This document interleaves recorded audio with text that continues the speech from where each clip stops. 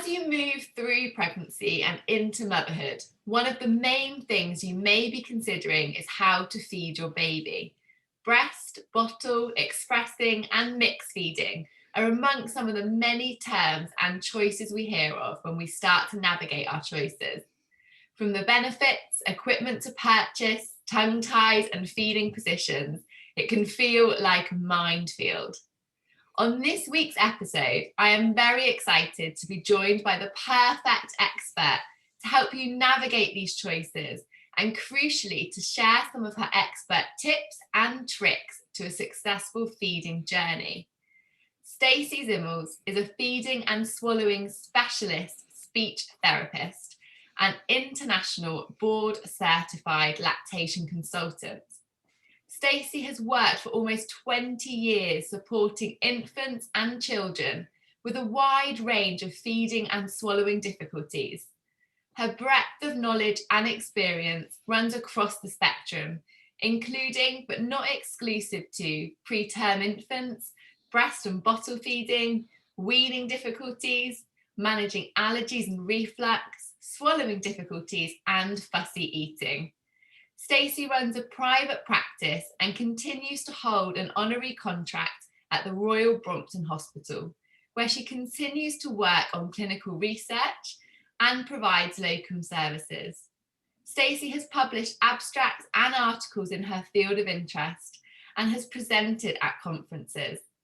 In addition to her work supporting children and families, she is passionate about training others in her field. She provides clinical supervision services for a number of other feeding specialist SLTs within the NHS. She's also consulted on the NHS service management and development for feeding and swallowing services. I mean, welcome, Stacey. That is an impressive bio. We're definitely in good hands with you here. Thank you so much for having me, Pip. I'm so pleased to be here. Oh, I'm so grateful that you're giving up your precious time, especially in lockdown 3.0, to help us to navigate some of the myths and the information that's out there about infant feeding. Stacey, I just wonder, what kind of drew you to a career in kind of infant feeding and speech therapy? So from very early on, I was quite interested in children around me, particularly who were different, who had difficulties in terms of like their development or physical challenges, just in general. And I got drawn into the sort of communication and speech therapy side of things, and then qualified and trained as a speech therapist. And then as I did my training and learned that part of the scope and role of a speech therapist is also around feeding and can be quite medical, that further sort of piqued my interest. And after about a year and a half out of university doing a broad range of children's speech and language work, I moved into doing extra training qualifications around feeding in general. And then over the last, I guess, sort of 18 or so years from then, I've specialized more and more, trained more and more. And a couple of years ago, when I was on maternity leave with my second child, I did my qualification to become a lactation consultant. And I'm just super passionate about supporting families around any areas of feeding and making sure that the sort of broader population, I suppose, has access through my Instagram, social media, to really good quality information around feeding, because everybody's a specialist on the internet. And when I had my first, and I was sort of frantically Googling all sorts of things in the middle of the night, I realized just quite how much rubbish was out there around feeding, and I sort of wanted to contribute positively to that. And I've grown quite a large community now on my Instagram account, Feed Eat Speak, and I love doing that alongside sort of the one-to-one support that I provide families. Oh, I totally caveat that Stacey's Instagram page is fantastic and it is full of amazing information. It's linked in the bio to this episode, so absolutely check that out if you've got sort of more questions and things after you've listened to us chat today. But that's a really good point, Stacey. There is so much kind of conflicting and confusing and inaccurate information on the internet that it can be such a minefield. But it's scary because it's so easy to access. Like you said, you were Googling it in the middle of the night. It's literally at the end of our fingertips, isn't it? And it can be really challenging to navigate the kind of useful information from the absolute rubbish that's out there. Exactly. And often at the times, I just, myself as a new mum, the times when you most go down that sort of dark Google hole are the times when you're probably struggling and the most vulnerable.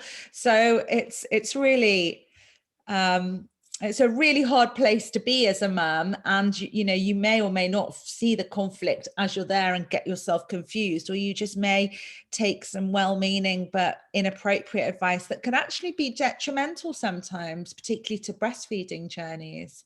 Yeah, definitely. So thank you for all the work you're doing to provide us with at least a good resource that we can start our searches on. When it comes to kind of expectant mums considering their infant feeding choices, because I think most mums start to think about this in pregnancy. What are kind of good things for us to start considering, Stacey, and are kind of options available? Sure. So, I mean, I think, sort of the very basic and possibly naive view is, are you going to breastfeed, or are you going to formula feed? But it's worth saying that within that, there are other sort of options which perhaps have combinations of the two or involve expressing breast milk. And the important thing in pregnancy that I would suggest that any mother does is to educate themselves with all of the information about the options available to them, any benefits to them, any disadvantages, how they might work within the context of their lifestyle and their family, and sort of how they were raised, and all of those different types of things, and then make a decision about which direction they would like to go and how they intend to start their feeding journey in the hours post birth, really. So the options are going to be to exclusively breastfeed. So that would be to give your baby exclusively your breast milk from the breast. Another option might be to exclusively formula feed. So you would start by giving your baby a bottle of formula milk.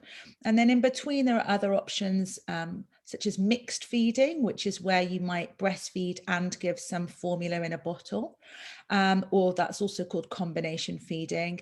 And then also exclusive pumping, which may be where you decide to pump with an electric pump, usually, the milk from your breast and deliver it to your baby exclusively in a bottle, but with no other artificial feed or formula in play. Or I suppose a combination of formula and exclusive formula and pumped breast milk. So there's different combinations. And I think that's really useful for expectant mums to know, that it isn't just this black and white. You either do one or you do the other. We have got these combinations and those other options. And it's also important to know that your feeding choice is your choice, but that in the early days, it may well be that for a medical reason or because there's something going on with your baby, that choice, just needs to be a little bit reconsidered, perhaps just in the short term. So for example, I can use myself an example. I needed to pump milk on the third or fourth day of both my little ones' lives, because they had quite severe jaundice, and they were having phototherapy, and I was being asked by the medical team to top them up and to try and encourage my milk to come in. Now, that wasn't my infant feeding choice. My choice was to exclusively breastfeed from the breast, but here I was giving pumped milk from a bottle alongside breastfeeding.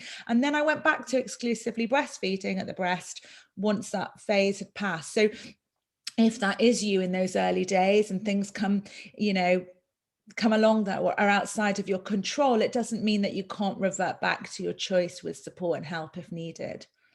And I guess that's the same with so much, isn't it, in our pregnancy choices, is that we sometimes need to just have that little bit of flexibility, that we might divert from our plan a little bit, but hopefully with the right sort of support and information, we can get back to the journey that we were hoping for. So it kind of, infant feeding kind of fits in with all of that as well. Yes, yeah.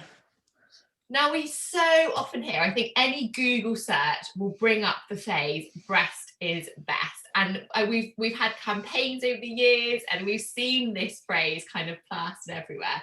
Is this a helpful phrase, Stacey? And are there any kind of health advantages that are associated with breastfeeding that mums need to know about? Sure. I mean, I just don't feel that this phrase can be helping anybody in any way. Firstly, it's best in terms of what? Comparing, it's suggesting that, best is better than something else. And it starts to pit one infant feeding choice up against the next infant feeding choice. And in no situation really is that going to be helpful for mums. And it already sets the scene for sort of judgment and the idea that within sort of the context of parenting that, well, my choice is better than yours. And then what happens, and how do mums feel if they had hoped to breastfeed and actually they found either it wasn't right for them, they didn't enjoy it, or they had multiple challenges and they couldn't access support to overcome those? How does it then make you feel with this idea that, sort of dangling in the air, therefore you're not the best, or you're not giving your child the best? So I find it really quite unhelpful. I think being informed is best, and making the right choice for you when it comes to infant feeding is best. Now, there are multiple health advantages to breastfeeding your child, and that's in the context of looking at breastfeeding being this sort of evolutionary mammalian way of a mother providing milk to their child long before other feeds were sort of in place in this world, really. And with that, it's evolved to for the milk to really support the health of the infant. And so there are benefits associated that are usually, most of the ones that I will cite have been looked at in terms of mothers exclusively breastfeeding, i.e. giving no other milk for at least 6 months. So some of them longer. And so, for example, they may be things like ear infections, respiratory illnesses, gastroenteritis, certain childhood leukemias. I should have written a list because I'm never going to remember them all off the top of my head. Certain allergies, or as well. It's, sort of certainly thought to be more hypoallergenic.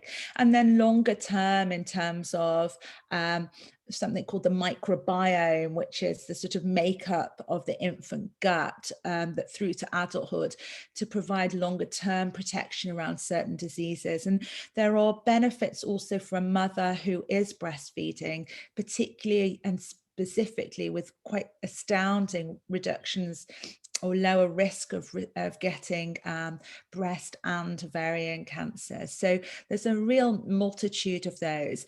Now, with me saying that these studies, look at exclusive breastfed infants for 6 months, I suppose if you're listening, you're thinking, well, what if I breastfeed for 6 months and give a bottle of formula as well once a day? Well, any amount of breast milk will be beneficial, and certainly there are day-to-day antibodies and immunity that are being sort of passed through your baby that mostly we understand to be dose dependent, i.e. the more breast milk an infant might receive, the better it is for them. Things around the microbiome seem to be more associated with the exclusivity of breastfeeding, i.e. not having formula into the gut in the first 6 months.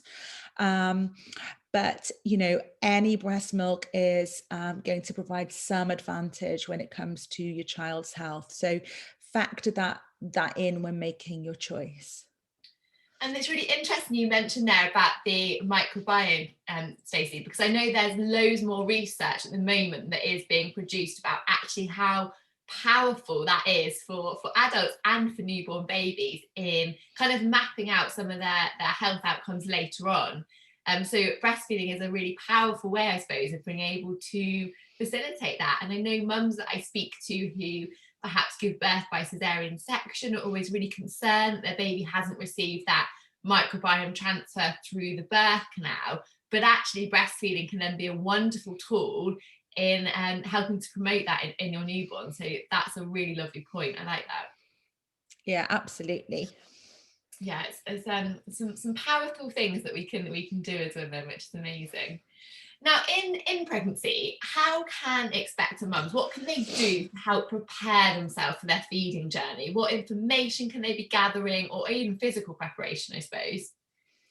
Fantastic. So, I mean, the key thing is to inform yourself. So, when it comes to your infant feeding choice, so let's assume with breastfeeding, one of the things that's super important is to know what to expect, and finding a source of really good quality information where you have realistic expectations of what breastfeeding might be like in those first days and weeks. And I talk about realistic expectations because actually I don't always think that all of the antenatal classes that might be available necessarily provide that well-rounded overview.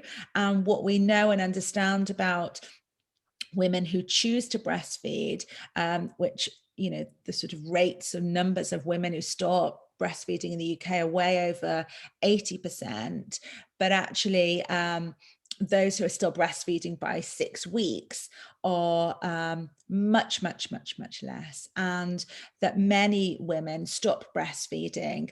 And we understand that some of that is around just them not sort of knowing what to expect, and therefore doubting themselves, their milk supply, etc. So the best thing you can do is find a really good quality source of antenatal information that's realistic about expectations.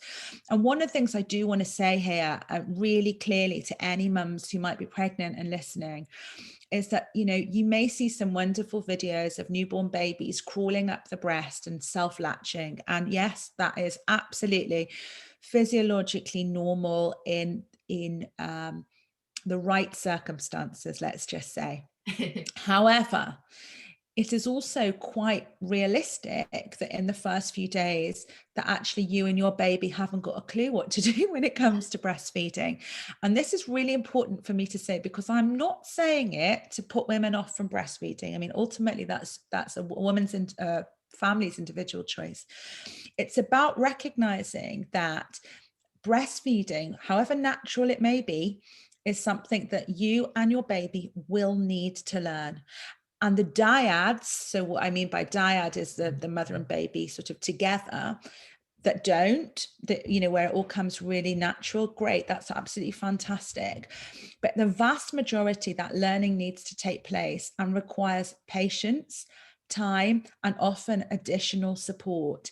And so the second thing that I would say when it comes to sort of helping prepare yourself for the feeding journey is to really think about where you're going to get that support from if you need it. Now, that doesn't have to be like top of the range Lactation Consultant, on speed dial on your phone, although that can be really helpful and handy to have an idea of who you could go to for very specialist help. But it may be that you sort of ask around your friends and find out which ones breastfed successfully for 6 months and met their own breastfeeding goals, because they're going to be a wealth of knowledge and support and probably reassurance for you in the early days. It might be that when you do a hospital tour or you speak to a midwife, you can find out what support is there with infant feeding. Do they have any breastfeeding specialists, and how might you access it in the hospital if you need it on those first days? And Pip, you may have more information about that within the hospital, but that is also really vital in terms of preparation. There's one other thing that might be useful. It's usually recommended more so if you are perhaps threatening labor from around 36 weeks onwards, or you have complications in your pregnancy such as gestational diabetes, but that might include antenatal or harvesting of colostrum. And what that effectively is, that from 36 weeks in gestation, you can use your hands to massage and manipulate the breast and see if you can actually express some colostrum which can be stored in syringes and frozen and taken with you to the hospital in case your baby may need it in the circumstances where they might be having early feeding difficulties. In the worst case, all you've done is you've learned how the skill of hand expressing, which you might need after birth anyway. But in the best case, it might just take a little bit of pressure off you should baby need a little bit more milk, or there are any concerns about how baby's transferring milk in the early days. Yeah, that's brilliant advice, Stacey. I always, in my antenatal courses, we always talk about expressing, and I get my little knitted boob out and we get that technique, because like you say, it's kind of a win-win. And actually, I think also just women getting to know their bodies and navigating their bodies can also just be really beneficial. And empowering. Yeah, absolutely. I totally agree. And it might be that you don't manage to get any colostrum out or any drops of colostrum, and that's absolutely fine. I'm glad you said that. Sometimes I think, oh my goodness, that's it. I'm not going to be able to breastfeed because I haven't managed to get any colostrum, and that's not the case at all. No, the two things are not connected. No, absolutely not. We have this wonderful hormone release after the birth of our baby and placenta that starts to stimulate that milk coming in. So it's not to be hard on yourself if you don't get it, but as you say, you learn a really great technique. So I can vouch for that. I had gestational diabetes in both pregnancies and attempted to antenatally express colostrum in both pregnancies and failed dramatically both times. Didn't take a drop of colostrum in to the hospital with me. I went on to exclusively breastfeed both of those little ones.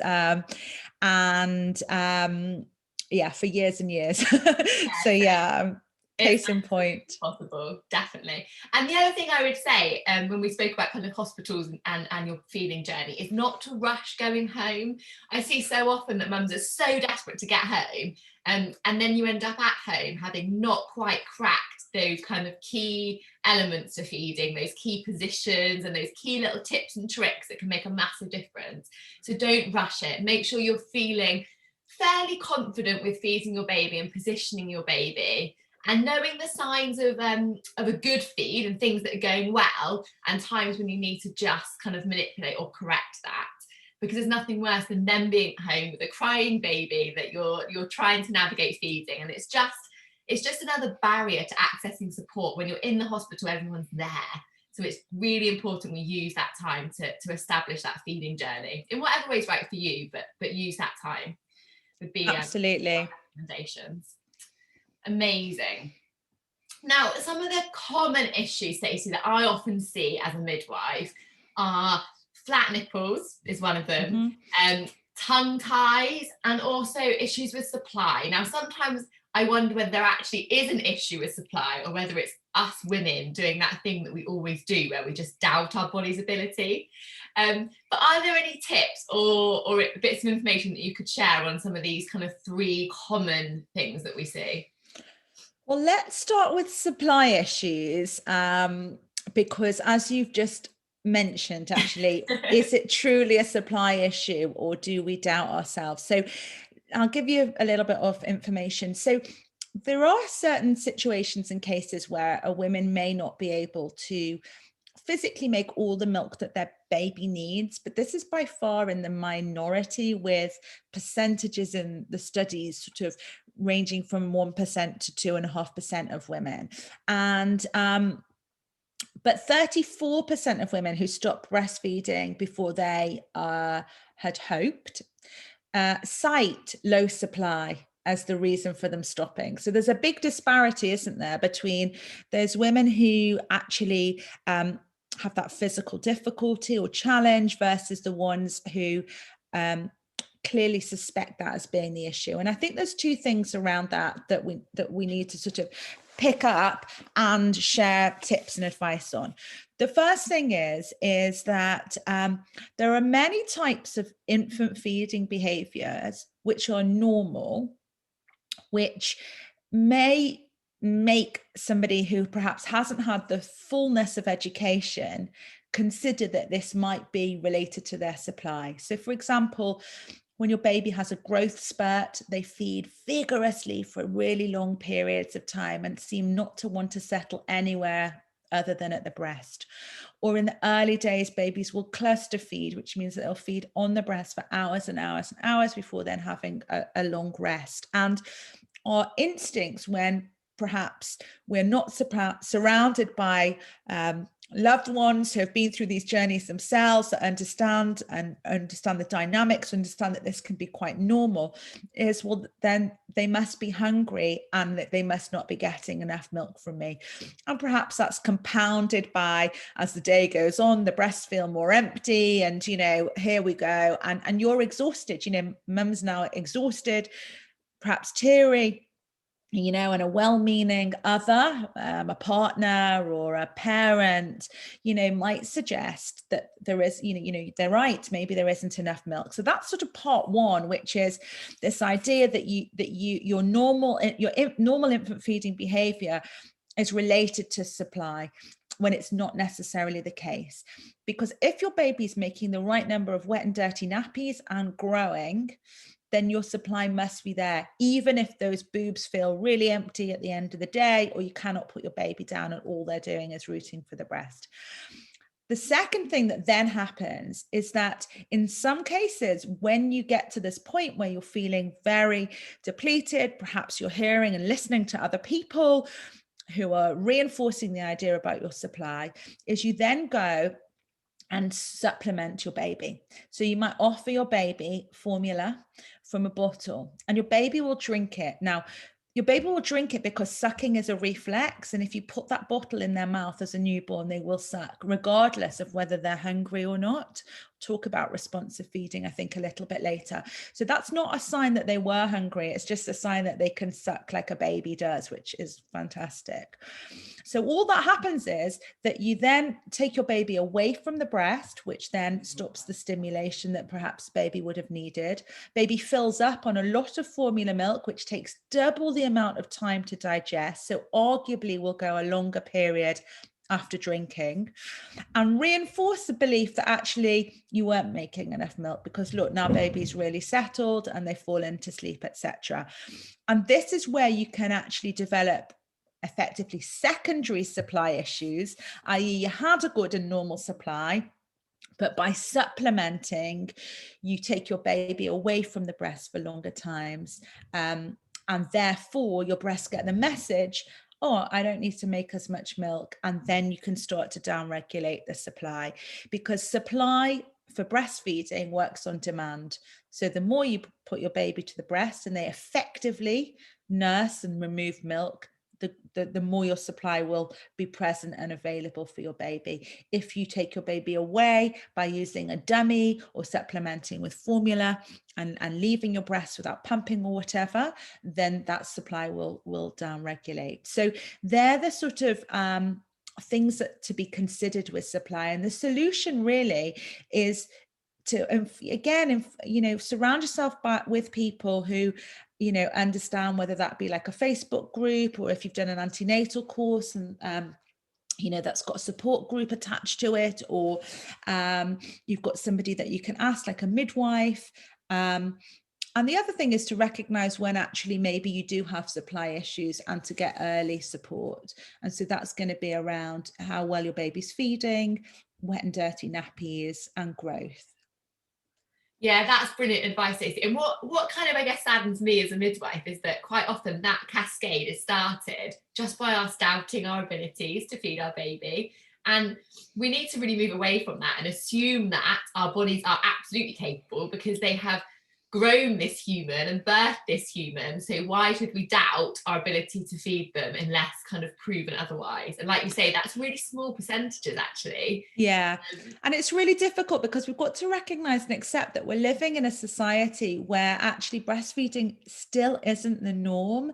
So we're coming from a background of sort of, our parents still being massively part of a big formula fed society where babies were typically expected to go 3 or 4 hours between feeds, who are filled up non-responsively with reasonably large volumes of milk. And so you may well have well-meaning parents who are like, what do you mean you're feeding your baby again? Maybe you don't have enough milk, because they're from a generation of 4-hourly feeds, 6 times a day by week 2, and, sleeping through the night at whatever age and stage. And so whilst, women ideally are going to be massively empowered to trust their own bodies, we have to recognize and accept that, things aren't working with us still. We don't have stacks of support in hospitals with qualified, experienced breastfeeding sort of professionals. At the moment in lockdown, perhaps access to community support groups, other people, aren't available. So pool as many resources as you can, almost to fight against the messages that other people have from their own experiences, or that are just embedded within our culture and society, because realistically that still needs to change. Yeah, definitely. It's mad that we're still having that conversation about trying to normalize breastfeeding, isn't it? Like, yes, we're still overcoming these hurdles. You'd think that we would have smashed through them by now, but I know. absolutely. Slowly. Yeah. Should we talk about tongue ties? Yes, let's. All right. Well, firstly, what is a tongue tie? So a tongue tie is a restricted or tight or thick or short frenulum, which is it's the string, let's call it the string that attaches the tongue to the base of your mouth. And if that is tight, short, or restricted, it impacts on your baby's ability to move their tongue. And your baby's ability to remove the tongue is massively important in breastfeeding, both to create a latch and to maintain a latch, and to cup the breast and remove milk efficiently and effectively. Now, these tongue ties are sometimes super obvious, and you can see them when your baby lifts the tongue, and you can see this very sort of tight string and maybe a heart-shaped tongue. But sometimes they're less obvious. They might be called a posterior tongue tie or a submucosal tongue tie. Now, what's tricky is that I don't believe that routinely, and Pip, you can correct me if I'm wrong, neither midwives nor some of the peds that do the newborn checks are trained to comprehensively assess and identify these. And it's not routinely done in the hospital. Yet, often I hear stories of mums saying, yes, they've been checked for a tongue tie, baby's fine. So I think that what's happening is that professionals are perhaps having a quick look and sort of dismissing the idea that there's an overt one present, but perhaps not educating the parents to say, but I'm not qualified to assess the depth of a full tongue and whether actually there might be a posterior one. And sometimes in the very early days, if there is a tongue tie, you might not be that aware of it. If you've got sort of very damaged, cracked, bleeding nipples, then it may well be that that's the cause of that, and you might know very early on. But actually, in some instances, you might not, and it just presents a little bit later with slow weight gain. So a tongue tie doesn't always create breastfeeding difficulties, but it can. And if you're having challenges with breastfeeding, then the first point of sort of call, I suppose, is position and attachment and latching your baby, and doing everything you can to optimize this from the learning that you've done before you've had your baby. And if those things in your toolbox don't help, or the midwife that's supporting you in the hospital, or the health visitor that visits you afterwards, at that point, then you really need to escalate the support to the level of an infant feeding specialist. And if you're breastfeeding, ideally at the top of the cake would be an IBCLC lactation consultant. And they would be trained to look at the possibility of a tongue tie, assess that comprehensively, if that should be present. Now, again, you might get a midwife or a health visitor that can diagnose a posterior tie, and that's absolutely fantastic, and make onward referrals appropriately, but many don't and can't. So my caveat would be that if you've been told that your infant doesn't have a tongue tie, yet you're having significant challenges with breastfeeding, it's worth just sort of getting another opinion on that alongside support. And I would also say, if the practitioner that says your baby hasn't got a tongue tie has not put their finger in your baby's mouth, then I would just dismiss that as requiring further assessment, because actually to fully diagnose, particularly a posterior tie, you do need to palpate or feel below the tongue. So that's like a tip for tongue tie. If your baby, is causing any pain or damage in the early days at all with feeding, then do work on getting your baby as deeply attached as you possibly can. And in doing that, you want to make sure your baby is close to your body, that the chin is touching the breast, that the nose is in line with the nipple, that the head is free to tilt backwards. And that you want an asymmetrical latch where a deeper and larger part of the underside of the areola is in the baby's mouth, whereas less is in the mouth at the top. And you want your baby, your baby's face should be very deep into the breast tissue. And that's a sign that your baby is latched deeply. Again, another pet peeve of mine, if I can say, is that, mum's being told the latch is fine when actually they're in excruciating pain. Because what does that mean? It means that there's no way out, right? If you're being told by a professional that the latch is fine and you're in agony, what other option have you got other than to stop breastfeeding or to breastfeed through pain ongoing? So if you're in pain, if something's not right for you, and again, you're being told, well, the latch looks fine, go and get some other support from somebody else. That's what I would say there. I don't know if you've got anything to add. No, that's brilliant advice. Like you say, it shouldn't be painful. It shouldn't be a painful experience. If it is, then something needs to change, like you say. And if the person in front of you isn't able to give you that input, then that's when we need to seek someone else. And with the tongue tie assessments, I totally echo what you say. It's not part of a standard training for a midwife. Absolutely, some of my colleagues have gone on to do a kind of specialist role and a specialist course, and then they're in a great place to be able to assess that for you. But otherwise, really, we just need to be referring to those people that can do that proper assessment. So, and it's trusting our intuition as women sometimes, I think, as well. If someone says something to you that doesn't quite feel right or doesn't quite fit what's going on from that pre-reading or those pre-course that you've done, then escalate that. Speak to somebody else. There is people out there that can provide that specialist input.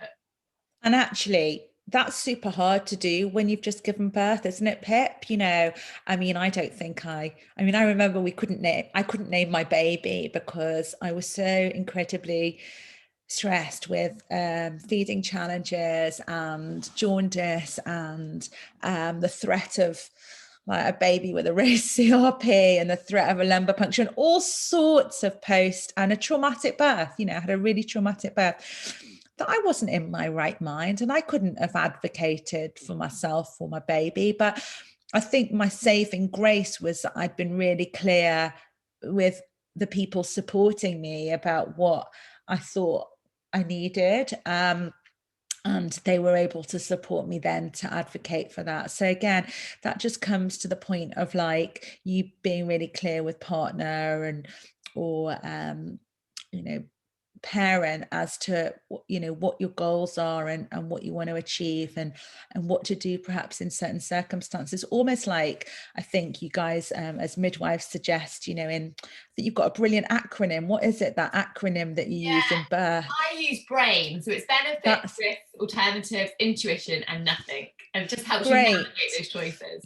So you can almost apply that to sort of when you're faced with feeding difficulties, or, particularly if you're still in hospital, or if you see your midwife afterwards and they're making a suggestion for you. So it's not always that if a doctor or a breastfeeding or a midwife or a health visitor suggests perhaps baby needs a little bit of formula at a certain point, that's the wrong thing for your baby. But there are plenty of instances where it might be. And so using that analogy and trying to work out, does that, is that what's required, can be really helpful in that situation.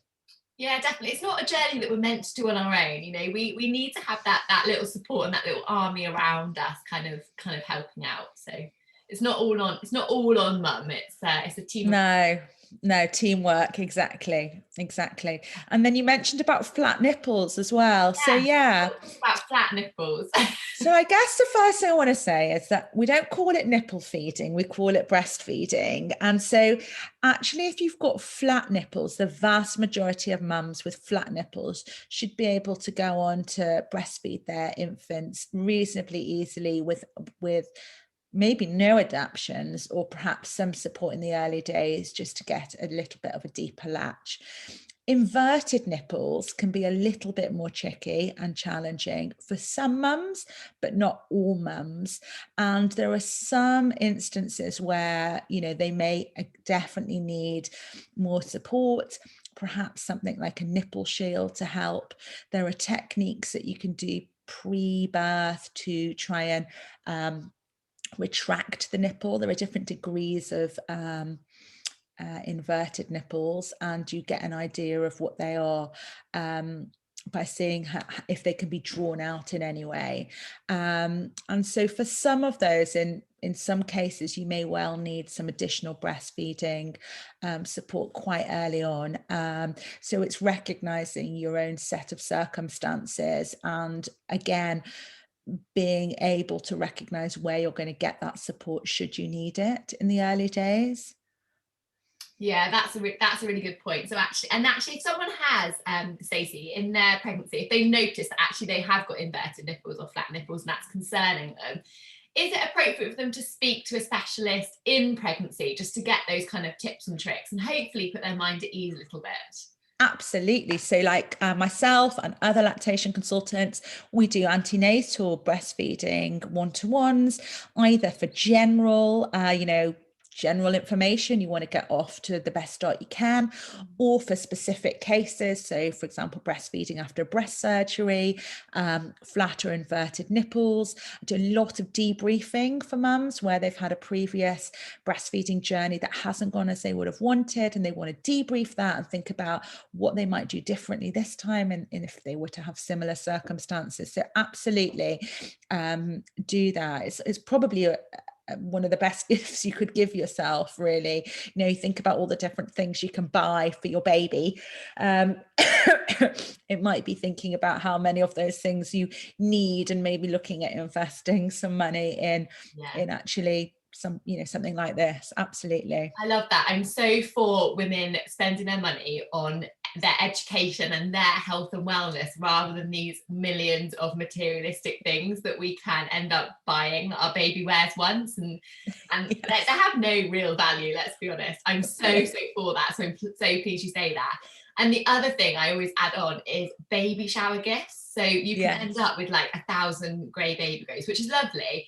But actually, if you think that if you're concerned about your breastfeeding journey, or you want that extra support antenatally, then why not sort of think about something like that instead, that's actually going to have all those benefits. So there is ways and means. Absolutely. A wonderful friend of two friends reached out to me and bought her friend antenatal breastfeeding support, and that friend then went on to have a fantastic breastfeeding journey. And she was really ambivalent actually about what she was very happy with what would be, but she had diabetes, and we talked about some colostrum harvesting and just what to expect with a baby in terms of sugars and that sort of thing post-birth, and and she navigated her way through that, and I think baby's now 8 months old or something. So absolutely, what a great gift to give somebody. It's a brilliant idea. You sound like great friends. I love that. Yeah. Yeah. Good idea. Such a good idea. Yeah. Now, one of the other common terms that we hear crop up, Stacey, is responsive feeding. Now, what does that actually mean, and how does that look for breast and bottle fed babies? Sure. So we used to call it feeding on demand, Yeah. demand feeding. Yeah. And I think they're on demand, isn't it? Right, exactly. The WHO, I think, have rethought it, and now we call it responsive feeding, which is great. One of the differences, I think, from demand feeding to responsive feeding, particularly when it comes to breastfeeding, but also applied to bottle feeding, is that it means that it recognizes it's two of you in the dynamic, which means that you can feed your baby in response to their needs, but also in response to your needs. So, for example, responsive feeding would be that your baby starts to grizzle and you're not sure what's wrong, so you'll offer them the breast in case they're hungry or they need comfort from the breast. Responsive feeding for you might be that baby's having a really long sleep unexpectedly, and it's been 2.5 hours and you are about to explode. Your boobs just think, oh my goodness, this is like too much, too long. And you will then wake your baby up and feed your baby. Another example of responsive feeding, perhaps with a bottle-fed baby, is that actually you are about to go on a 2-hour car journey, but your baby isn't really showing feeding cues for a bottle, but equally it's going to be really tricky for you to be trying to give the baby a bottle on the motorway. So you will offer your baby a bottle responsively and let them take what they want before you set off on that journey, because it fits in better with what you're doing, and that would be all right as well. So responsive feeding is basically recognizing your baby's cues and feeding your baby in response to those cues, breast and bottle. It could mean that that's as often as every 2 hours for a newborn, perhaps sometimes a little bit less if they're cluster feeding with the breastfeeding. And it may also mean that in a newborn baby who has not regained their birth weight or is not quite meeting their wee requirements at the beginning, that you wake them and you feed them because that's in their best interest. So it's both types of things. What it doesn't mean is putting a baby on a routine, feeding them by the clock, feeding them every 3 hours, stretching them in between feeds, all these sorts of terms. I get lots of questions. My baby's 3 months old now. Then how do I stretch them to 3 hourly? How do I stretch them to 4 hourly?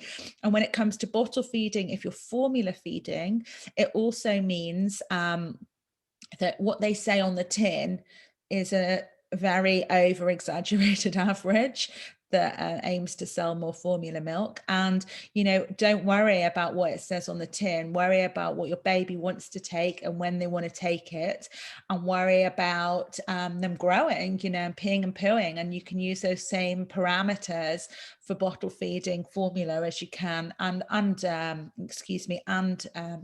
breast milk as you would with breastfeeding. And finally, when it comes to bottle feeding, being responsive might mean that you feed your baby in a way that ensures that they take the feed nice and slow so that they can feel when they're full and stop, versus a more traditional and typical feed, which might have your baby lying down, cradled in your arms, and the bottle tipped up with a reasonable flow tea, and your baby drinking that milk very quickly. There's a technique called paced bottle feeding. I don't know whether you want to put the WHO leaflet on that in your I'll link that in your notes. Yeah, great idea. Yeah, so on responsive bottle feeding. So that's what it means. I don't know if I've done that justice, because I was going around the houses a little bit, but hopefully that makes enough sense. But the WHO has got really good quality information, which is a World Health Organization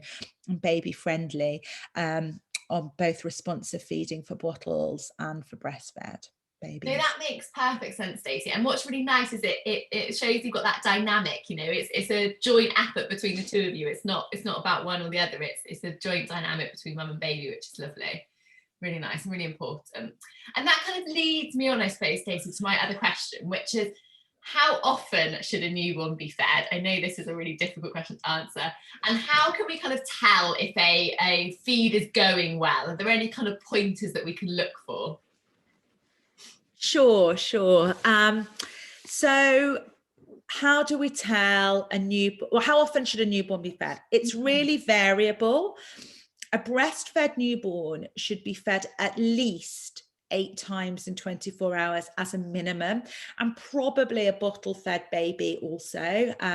Be unusual for them to feed probably less than 8 times, and as often as 14 times in a day, perhaps longer, sort of looking at averages, perhaps more often than that occasionally, but between sort of 8 to 12 or 8 to 14 times. Now, what I want to tell all parents is that when you're given this number, you're like, okay. And when you're in the reality of like your baby having the 13th feed in 24 hours, that feels like an incredible amount of feeding. And so it's just to know that that is still as expected. And in the early days, feeds can be long, some of them. Now, we don't worry too much on how long a baby spends at the breast, if it's 40 minutes or 15 minutes. But what we're concerned about is how do we know if the feeding that they're doing there is going well? And we really want baby to be swallowing milk and extracting milk using deep rhythmic sucks where the cheeks are sort of puffing out, and you might see or hear the swallowing, particularly after your milk comes in, as well as the sort of littler periods, shorter periods of what we call non-nutritive sucking, which is more fast, fluttery, dummy sucking. And the way to tell that that's happening, as well as observing your baby, and I've got a really good video on my Instagram page on this. I don't know how that can get shared, where I've got like a commentary over it to show a 9-day-old baby sort of feeding milk well. But looking at videos like that can be really helpful, whether it's mine or another one. But that goes alongside your baby's milestones for how many poos they should do and how many wees they should be doing, especially in the first few days or so. So you're looking at 2 poos greater than a £2 coin from day 2 onwards. Is it, Pip? Yeah. In the first few days, it's quite nice because it almost matches how many days they are. Days, yes. 1 on day 1, 2 on day 2. That's right. And the same with wees. So you go up by a number of wees each day till day 6, looking at sort of heavy nappies. And so and the weight, and it's not unusual for babies to lose weight after they're born and take a little bit of time to regain that weight. But you'll be checking in with a healthcare practitioner, a midwife, or a health visitor who'll be monitoring that, and who'll be advising on whether that weight loss and then their weight gain afterwards is appropriate for your baby. And if there are issues in terms of your baby's output, i.e. what's going out, it can be a sign that not enough's going in, and that weight gain. So that would be how you would tell if things are going well, and knowing when to seek support. I don't know if you've got anything to add about the sort of wees and poos and accessing, health visitors and midwives. I think you've summarised it really nicely, actually, Stacey. And I would recommend to anyone listening who's sort of thinking about breastfeeding or has got their baby and is feeding, please check out Stacey's video. So her Instagram account is linked in the bio. So just go through and have a little look, because actually having a visual understanding is really brilliant. And you have a different angle. When the baby's on you, the angle that you're looking at is very different to when you're looking at a video. So it's quite good to see it at a more kind of straight on angle, I suppose, than kind of when you're looking down at yourself. It's a really good little aid memoir and resource. So please do check that out. And I guess I'll just add in here, if you're in this moment, if you're listening to this now and you're in this moment and you're like, oh, you know what, actually I think I've only had X number of wet nappies, oh, I'm a bit worried actually, or there are things you can do right now to help. So number one, make sure that you're offering your baby both breasts at each feed. This is for anyone. Now, in the newborn days, their waking up for feeding is really rubbish and unreliable. And so that means that they will feed for 20 minutes and fall asleep on boob one. Hey, we're not going to let them do that, right? So we're going to still wake them and offer boob two. If they're having none of it, we can then trust them. If they will latch and then take, you could double the amount of intake just by waking them between boobs. So again, I've got loads of content on this, but offer both boobs at each feed and let your baby decide. But in the newborn days, wake them between boobs and reoffer.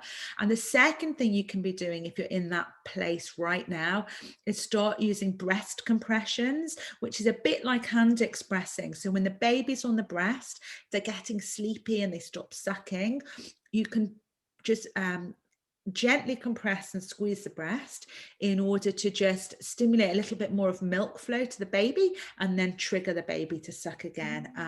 They're things that you could be doing. If your numbers are way out and you're thinking, gosh, baby hasn't done a poo for, it's been 24 hours, then you can pump some milk and give your baby some expressed milk, either through a finger, through a syringe, on a spoon, or a bottle if the volumes are large enough. So and get some help immediately. Don't worry about calling your health visitor or whatever. Go and get some immediate help. I love that tip. I've not heard that compressing tip before, Stacey. I love that. I'll definitely be putting that into my practice. So yeah, thanks for sharing that. That's amazing. And I totally echo what you say as well about ask for help. I always say to women, there's no point me being awake on labour ward all night. If you're sat at home worrying, call us, what we're there for. So please use our service. That is absolutely what we're there for. So definitely a really important point for anyone listening. Now, Stacey, anyone that comes on my podcast, I always ask for 3 top tips, and you haven't escaped, I'm afraid. So I'm wondering if you could try and share your 3 top tips for expectant parents to help prepare them for their infant feeding journey. Okay, so number 1, inform yourself with good quality information. Number 2, find your village. Find who those people are at the middle of the night you're going to send a text to, or you're going to call up, or you're going to lean on your journey, that have been there and that can support and help you. And number 3, identify where any specialist support is going to come from and have their number saved in your phone and your partner's phone, so that if you don't have the sort of state of mind perhaps to get in touch, your partner's got all that information, because early support is the best support that you can get. So all of my advice is about information and support. Definitely. That is invaluable advice. Stacey, thank you so much for giving up your time to come on and help inform all the expectant and new mummies out there on their infant feeding journey. I am so grateful. Thank you so much for having me. It was an absolute pleasure. I really enjoyed it. And I hope that it's of help to the mums that are listening. I've no doubt that it will be. Stacey, have a wonderful rest of your day. And thank you so much for taking the time to chat. Thank you.